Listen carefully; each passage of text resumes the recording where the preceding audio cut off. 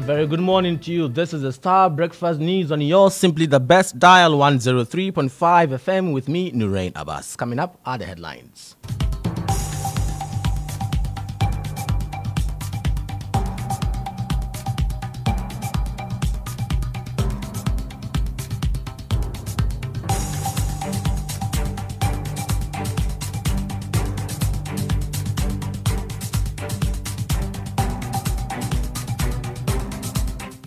Coming up this morning, learn lessons from 2-month-old CTAC strike.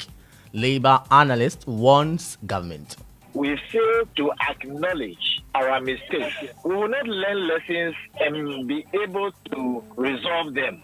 If you assume you know, these are the consequences. Also coming out, opposition NDC accuses Electoral Commission of breaching electoral laws as it reveals Commission only provided the party with the provisional voter register 24 hours before the start of the voter exhibition exercise. And later in this bulletin, Ghana National Association of Teachers vows to return to the Labour Commission for redress if Ministry of Education fails to provide teachers with outstanding laptops by the end of the month. You know, the minister promised that by the close of this month, all the laptops will be delivered. That is where we are. And by 29th, we have to go back to the Labour Commission. We've got details of all these stories coming up shortly. But first, let's remind you of our affiliate stations across the country. Starr News is coming to you live on Ultimate 106.9 FM in Kumasi, Empire 102.7 FM in Takrady, Zeps 95.9 FM in Zebila, Nissim 100.1 FM in Lamshao, My Star Radio in the USA, also live on Facebook on Starr 103.5 FM and on starfm.com.gh around the world. This is Starr 103.5 FM. Starr News. Informed, in-depth, in touch. Many thanks to you for choosing the Starr News. Now, a Labour analyst, Dr. Austin Game, has issued a notice of caution to the Akufo-Addo-led government following the 2-month-old CTAC strike. It will be recalled that Colleges of Education Teachers Association Ghana embarked on an indefinite strike on 14th July this year, blaming government for failing to implement a binding agreement that has been pending for over 2 years. Academic activities for the past 71 days came to a complete halt, leaving the future of the academic calendar uncertain. After a crunch meeting with the Ministry for Employment and Labour Relations, the Ministry of Education and the Fair Wages and Salaries Commission, members of CTAC, are set to call off the industrial action. Now, speaking to Starr News on the back of this, Dr. Austin Game urged government to be proactive in resolving such disputes. Well, you said it earlier, that is there a kind of mistrust? It's just not a mistrust. It's a deep-seated mistrust. And you have observed that a number of industrial such actions, if you go to the Labour Commission, is awash with hundreds of cases. And it is not good for our image, even though there's room for such things to happen, but it's not good. Which means we are incapable of resolving even labor-related matters. How much more cases like Boku and the numerous shiftancy cases hanging and divorce cases hanging on our necks. So I think that it should be a matter of concern, but I'm hoping that we have learned our lessons and we will address them. Maybe let me say this. You know something? If we fail to acknowledge our mistakes, we will not learn lessons and be able to resolve them. If you assume you know, these are the consequences. So I hope we have learned lessons, useful lessons from this, and that we will not repeat this kind of thing again. That's just about it. Dr. Austin Game also rejected calls for the involvement of Parliament in resolving such labour agitation issues. Well, when it becomes tainted to the level of political, if it's political, yes. The Parliament is about political. It's not a complete resolution body. There are bodies here. There are both private and bodies put together like the National Labour Commission. And they have, the Labour Commission has the capacity to farm out to experts who have the capacity to mediate or facilitate in such matters. They have. And they have been doing that. And so I hope they will take proactive. They didn't take proactive steps in trying ways and means of resolving this matter as quickly as expected of all of us. You had Labour analyst Dr. Austin Gamay. Away from that, the largest opposition NDC has accused the Electoral Commission of breaching the electoral laws of the land. According to the NDC's Deputy General Secretary Mustafa Bande, the Commission only provided the party with the provisional voters register 24 hours before the start of the voter exhibition exercise. The Electoral Commission, at a press conference on Monday, dismissed claims by that it had not given copies of the provisional voters register to the political parties in the country. But Mustafa Bande insists the Electoral Management Body has failed to honor its obligation per CI 91 as amended by CI 126. I think that 2 hours ago, the NDC took delivery of provisional registers. Okay?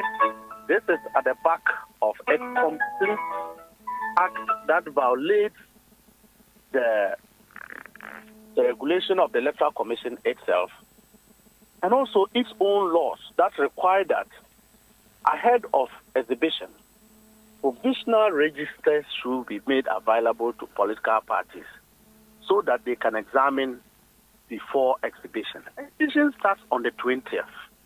We have received provisional registers 2 hours ago. Our team is now analyzing to be sure that what we are given reflects what we have registered in terms of our data protection. Mustafa Bande is also alleging that the EC provided the NPP with the register at the blind side of other political parties. What is even more frustrating and what is a challenge is that the Electoral Commission made available uncompleted provisional registers to the NPP way back. But the problem is that because it didn't include the mop-up data, they were scared to make available same to other political parties because we now question. How would an Electoral Commission make such a register available to a particular political party without recourse to others?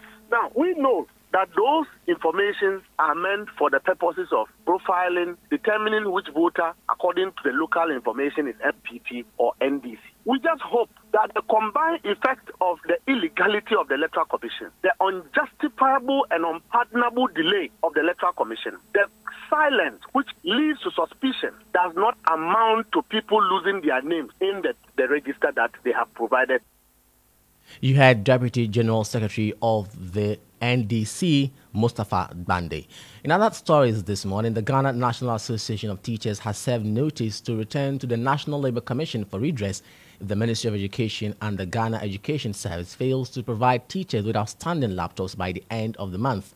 This follows another ambitious promise by the flag bearer of the governing NPP, Dr. Mahamudu Bawumia, to provide teachers with incentives to buy vehicles when given the nod to serve as president. General Secretary of NAT, Thomas Musa Tanko, has been speaking to Starr News on the status of the earlier laptop promise to teachers.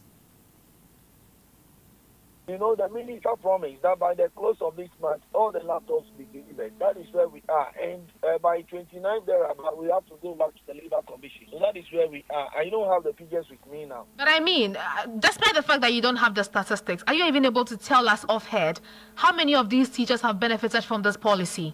Oh, the last time I checked, I think they have delivered about 287,000 thereabouts. Out of the 360,000, about 287,000 thereabouts has been delivered. But like I have said, I need to cross-check with the latest figures. You say they have delivered 287 laptops. Out of how many? What is the total? And I'm saying that this particular figure, I think, was as of last week. That is why I'm saying that I don't have the current figure. Out of the 360,000, that's what have been delivered as of last week. So I will need to cross-check what it is today, because I know that they are distributing. And when they are distributing, I will need to check the current figures. But I know as of last week or 2 weeks thereabout, they have given out 287,000.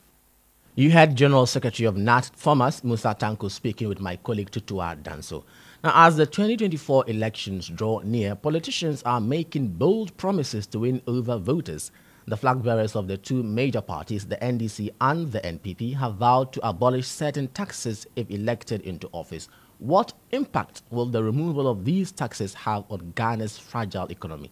Lantam Papanko shares the details in this report. The NDC flag bearer, John Dramani Mahama, has promised to scrap the 10% betting tax, the COVID-19 levy, and the e-levy. Say where we come, the betting tax will go remove them. A new National Democratic Congress government, God willing, and with the votes of the sovereign people of Ghana in 2025, will repeal the e-levy act. Similarly, Vice President and NPP flag bearer Dr. Mahmoud Baumia has committed to scrapping the e-levy and the emissions tax and the tax on betting, as well as the proposed 15% VAT on electricity tariffs if it comes into effect by January 2025. Under my administration, there will be no taxes on digital payments. The e-levy will therefore be abolished. The next MPP government will introduce a very simple, citizen-friendly and business-friendly flat tax system.